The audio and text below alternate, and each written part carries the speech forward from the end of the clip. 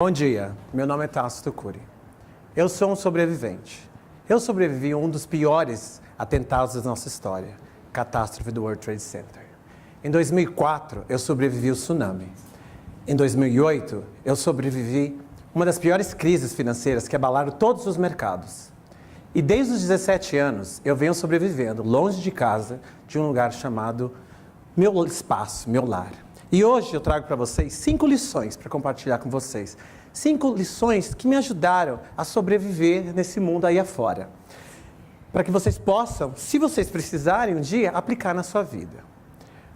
Bom, desde a minha infância, eu fui muito motivado pela minha mãe a estudar.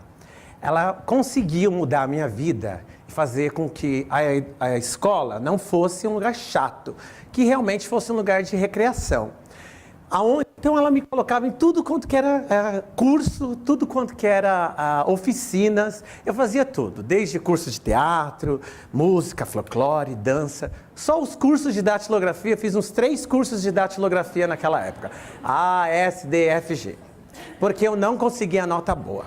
Então eu sempre estava estudando, me ocupando todo o tempo, todo o tempo. Então foi aí, já desde criança, da minha infância, que eu aprendi a aprender. E aí eu desenvolvi a minha primeira lição, meu primeiro conceito. E o meu primeiro conceito foi, na minha primeira lição, não acredite na inércia. Sempre esteja em movimento. Porque você tem que se mover, você tem que sempre estar fazendo alguma coisa. Eu sou sempre ligado no 220, nunca paro, nem aqui no palquinho eu não consigo parar. Então eu sempre estou conectado. E essa lição fez mais sentido para mim quando eu tive a primeira oportunidade, meu primeiro trabalho. Eu fui trabalhar numa loja. E às vezes, quando a gente trabalha numa loja com vendedor, geralmente você fica com os braços cruzados, esperando que o cliente entre.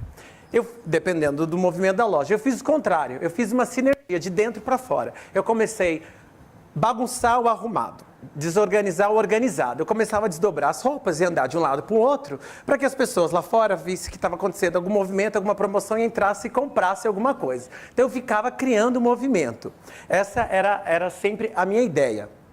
E aí, dada a mesma coisa quando a gente está dormindo. A gente está dormindo, a gente já está se mexendo de um lado para o outro, a gente está com uma inquietude. E aí a gente está naquela zona de desconforto. Eu, aos 17 anos, já me encontrava nessa zona de desconforto.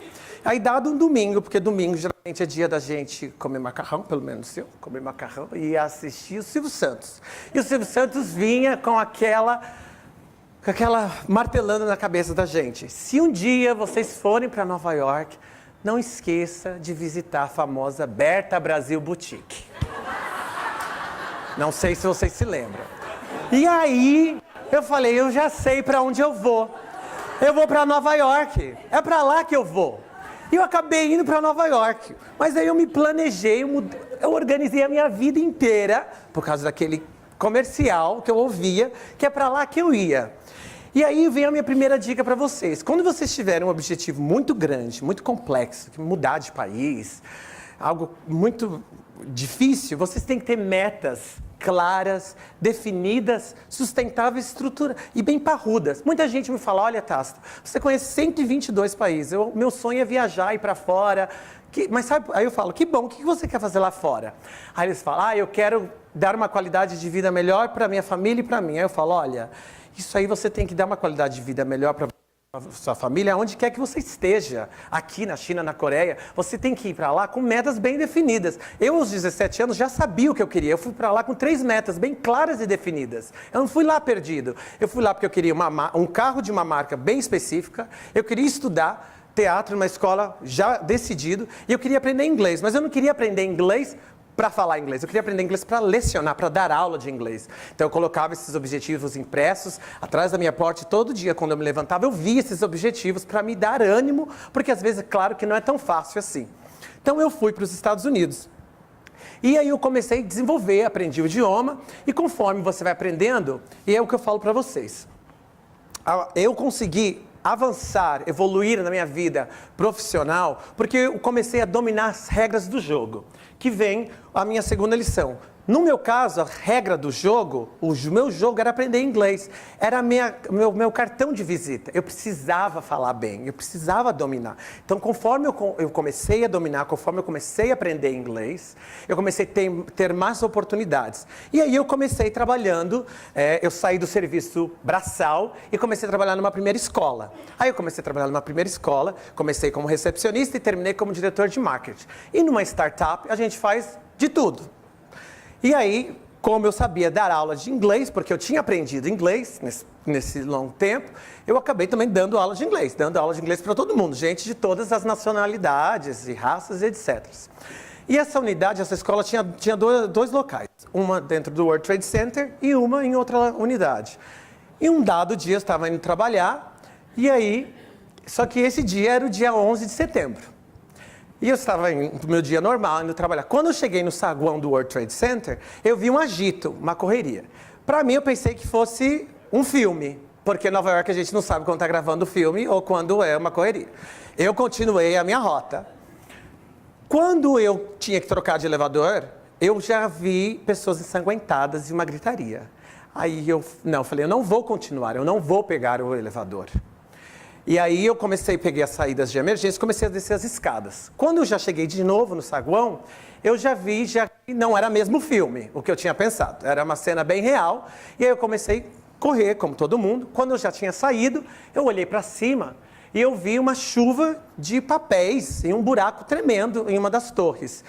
E ninguém realmente naquele momento, era muito recém, a gente não sabia o que tinha acontecido. Não sabia se foi um avião, uma bomba, não sabia Superman, ninguém sabia nada. E aí eu fiquei lá, conversei com a minha família, falei, aconteceu alguma coisa no World Trade Center, só que eu estou bem. Mas eu estava bem embaixo das torres, porque todo mundo estava ali embaixo, fotografando e tudo mais. Até então que eu vi o outro avião entrando nas torres. Neste momento foi um estrondo tremendo. Foi um estrondo que me chacoalhou totalmente na minha vida. E aí foi que a gente tinha certeza que o World Trade Center os Estados Unidos estavam em um ataque, eu não sabia o que estava acontecendo, nunca tinha vivido isso na minha vida.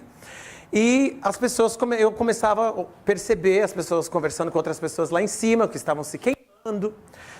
Eu presenciei as pessoas se jogando. Então foi algo muito forte para mim, para a minha vida. E no dia seguinte, aí caíram as torres, eu corri para me salvar contra aquela fumaça toda. No dia seguinte que eu estava no trem, vendo The Daily Post lá, eu reconheci um aluno, que coincidentemente foi um aluno que eu tinha dado aula um tempo, que foi este aluno que quase tirou a minha vida no World Trade Center. Naquele momento na minha carreira, eu tinha conseguido, com muito esforço, chegar num patamar legal profissionalmente. Então, eu tinha perdido tudo, mas eu olhei para trás e vi que muita gente tinha perdido muito mais do que eu tinha perdido somente no trabalho. Então, eu estava no fundo do poço, por tudo que aconteceu em Nova York, tudo aconteceu comigo, a experiência que eu vivi. E é que eu falo para vocês, às vezes a gente já está no fundo do poço, não tem outro lugar para ir. Você já está no fundo do poço, só tem um lugar, que é para sair, subir. Você já está lá embaixo, o que você vai fazer? A única saída é ir para cima. E é o que eu falo para vocês, às vezes acontecem umas coisas nas nossas vidas tremendas. A gente perde trabalho, família, um monte de coisa. E a gente precisa se reinventar, que vem a minha próxima lição. A gente precisa, o famoso semáforo que eu falo, pare, reflita e haja. Não vá no supetão. E tem um tempo off. Eu sempre, quando acontece uma tragédia na minha vida, ou alguma coisa, eu vou viajar. Eu saio, eu vou passear, eu vou ver coisas, vou tirar foto, eu vou me reinventar e eu chego cheio de energia, renovado. É a mesma coisa que eu falo para vocês. Às vezes com a cabeça quente a gente faz besteira. Foi o que eu fiz. Eu saí, aí eu viajei. Quando eu voltei para os Estados Unidos, eu já tinha um monte de ideias. Só que os Estados Unidos, Nova York, não era o lugar que as pessoas queriam estudar naquele momento. Eu não ia conseguir trazer gente para estudar nos Estados Unidos. Então eu comecei a me infiltrar nas comunidades, nas colônias de latinos, imigrantes, e comecei a montar a minha primeira escola de inglês. Bom, a única coisa que eu sabia era dar aula, trabalhar com escolas, intercâmbio. Aí eu fiz das escolas o meu verdadeiro palco. Como eu tinha estudado teatro, eu acabei fazendo o meu verdadeiro palco. Eu dava aula e encenava ao mesmo tempo. E aí foi um sucesso. Aí eu comecei com a minha primeira escola, a segunda, até eu ter uma sétima escola, franquias. E fui crescendo, e aí eu vi que estava na hora de eu tentar a minha faculdade, o meu sonho americano, que é se formar, acabei me formando. Estudei nos Estados Unidos e comecei a desenvolver tudo isso aí das escolas. Depois, bom, quando eu já estava super bem com as minhas escolas, falei, bom, agora eu vou me presentear, eu vou viajar novamente. Porque para mim estudar não é só ficar lendo livro, eu preciso conhecer outras culturas. Então eu vou procurar o bom, bonito, barato. Eu vou agora eu vou para a Tailândia. Dia 26 de dezembro, eu fui para a Tailândia. Quando eu cheguei na Tailândia, quando a gente estava aterrissando, o piloto falou assim, vocês têm duas opções, ou vocês pegam o próximo voo, ou vocês ficam. Aconteceu uma tragédia tremenda aqui, natural. Eu não tinha a mínima ideia, eu não fiquei 18 horas do avião para chegar lá e voltar. Não é assim que eu faço. Falei assim, eu vou ficar, eu vim para ficar. E eu fiquei, sem noção do que fosse um tsunami. Eu acho que eu nem tinha ouvido essa palavra antes na minha vida. E aí eu cheguei lá, aí a Cruz Vermelha já estava pedindo para as pessoas serem voluntários e trabalhar. E eu acabei ficando como voluntário. Mas eu me perguntei, eu falei, gente, eu não conheço o país, primeira vez, eu não falo Thai, como é que eu vou ajudar as pessoas? E aí eu falo para vocês, é a minha próxima lição. Aprenda o idioma da caridade. Às vezes você não precisa falar nenhum idioma, a nossa linguagem corporal fala tudo. Às vezes, um abraço, um carinho, um simples presente que eu dei para uma criança foi suficiente para eu ganhar minha viagem, meu tempo. Foi a melhor experiência que eu tive da minha vida, de ajudar as pessoas. Foi muito forte para mim.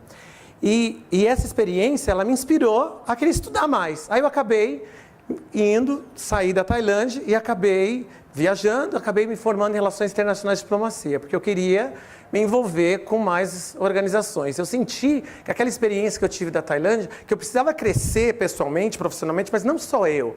Eu precisava retribuir, eu precisava compartilhar tudo isso com o universo. E aí eu voltei para os Estados Unidos, depois de ter ficado um tempo na Europa, e aí eu volto para a danada crise financeira de 2008 dos Estados Unidos. Mas aí eu criei a minha equação de vida. E a minha equação de vida, dentro dessa crise financeira, eu criei a minha equação, que era viajar, que eu gostava mais, ganhar e dar, que era retribuir ao universo. E aí eu falei assim, bom, sabe de uma coisa? Eu vou criar um projeto que eu posso colocar essas três coisas e funcionando. Aí eu criei um projeto. O que é esse projeto? Eu vou pegar toda essa minha bagagem, teatro, inglês, e vou montar um projeto. Eu criei um projeto que eu fiz em 54 países, que ele acontece até hoje nas comunidades, tem no Rio de Janeiro, em vários países, que eu treino pessoas que falam inglês com língua nativa, ou pessoas americanas, e eu dou uma certificação reconhecida internacionalmente para eles. Eles recebem esse certificado, se tornam professor de inglês. Mas para se tornar professor de inglês e receber esse certificado, eles têm que dar aula, uma quantidade de inglês gratuitamente para as comunidades necessárias, que têm necessidades. Então, dessa forma, eu viajei para todos esses países, eu montei todas essas unidades, eu ganhei e eu estou retribuindo, estou dando dessa forma. A mesma experiência que eu tive lá na Tailândia. Eu não conseguia falar, então eu estou ensinando as pessoas a se comunicarem e retribuir ao universo. Essa foi a estratégia, esse projeto que eu creio que acontece até hoje. Bom, aí em 2012 o Brasil decolou e eu queria decolar junto com o Brasil. Aí eu senti falta do Brasil, eu senti saudade. Aí eu voltei para o Brasil. E depois que eu voltei para o Brasil, muita gente fala assim, Tácito, você não mudou nada, você continua com as mesmas covinhas. Eu falei, realmente. Mas uma coisa mais importante, você ainda continua com a sua essência. Escutei isso hoje. Você ainda continua com a sua essência. E é que eu falo para vocês, faça, seja, aconteça. Mas mantenha a sua essência. Porque é isso que importa no final do dia. E uma dica que eu falo para vocês, que eu coloquei para a minha vida, é que eu eliminei todos os condicionais. Eu queria, eu podia, se eu tivesse tido, eu não falo isso, eu coloco verbos de ação. Eu posso, eu faço, aconteço e eu faço realizar. Eu tirei os condicionais esse tempo da minha vida. E que a minha última lição que eu quero falar para vocês é nunca perca a criança que mora dentro de vocês. O que eu fazia? Todos os dias, por um bom tempo, antes de dormir, eu me olhava no espelho. Que às vezes a gente não consegue se encarar um pouco no espelho, que a gente está tendo um problema. Consigo mesmo. Então eu, antes de dormir todos os dias, eu me olhava no espelho e eu colocava a língua para fora. Por quê? Porque eu não estava feliz com alguma coisa.